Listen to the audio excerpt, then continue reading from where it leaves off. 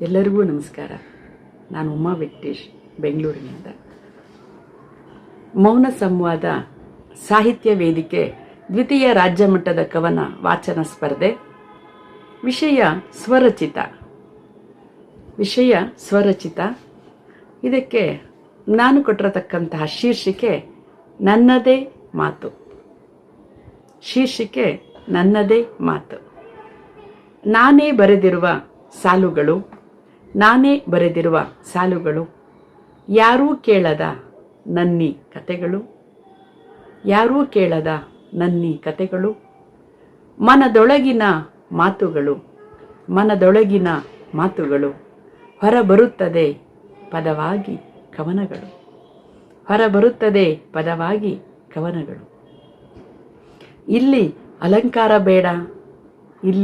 ಅಲಂಕಾರ ಬೇಡ, ಅದ್ದೂರಿ ಆಡಂಬರ ಬೇಡ, ನಿಜವಾದ ಭಾವನೆಗಳೇ ಬೆಳ್ಳಿ ಮೂಡ. ಇದು ನನ್ನ ಬರಹದ ಜೀವನೋಡ.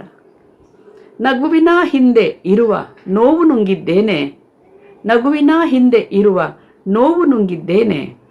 ನೋವಿನೊಳಗಿನ ಆತ್ಮವಿಶ್ವಾಸ ನಂಬಿದ್ದೇನೆ. ಎಲ್ಲವೂ ಸೇರಿ ಒಟ್ಟಾರೆ ಬರೆದಿದ್ದೇನೆ. ನನ್ನ ಮಾತು ಆ ಶಿವನಿಗೆ ಮುಟ್ಟಿತೆ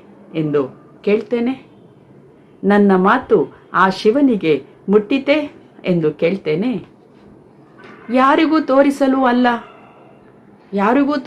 ಅಲ್ಲ, ನನ್ನನ್ನು ಯಾರು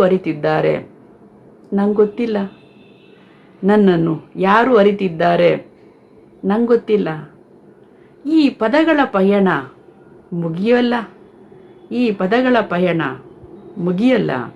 ನನ್ನ ಶ್ರಮಕ್ಕೆ ಎಲ್ಲೆ ಎನ್ನುವುದೇ ಇಲ್ಲ. ಇದು ಕೇವಲ ಕವನವಲ್ಲ, ನನ್ನ ಬದುಕು. ನನ್ನ ಒಳಗಿನ ಧ್ವನಿ ಯಾರಿಗೆ ಕೇಳಿಸಬೇಕು? ಸ್ವರಚಿತ ಎನ್ನುವುದು ನಿಮಗೆ ತಿಳಿಸಬೇಕು. ನಿಮ್ಮ ಮುಂದೆ ಈ ಪುಟ್ಟ ಕವನ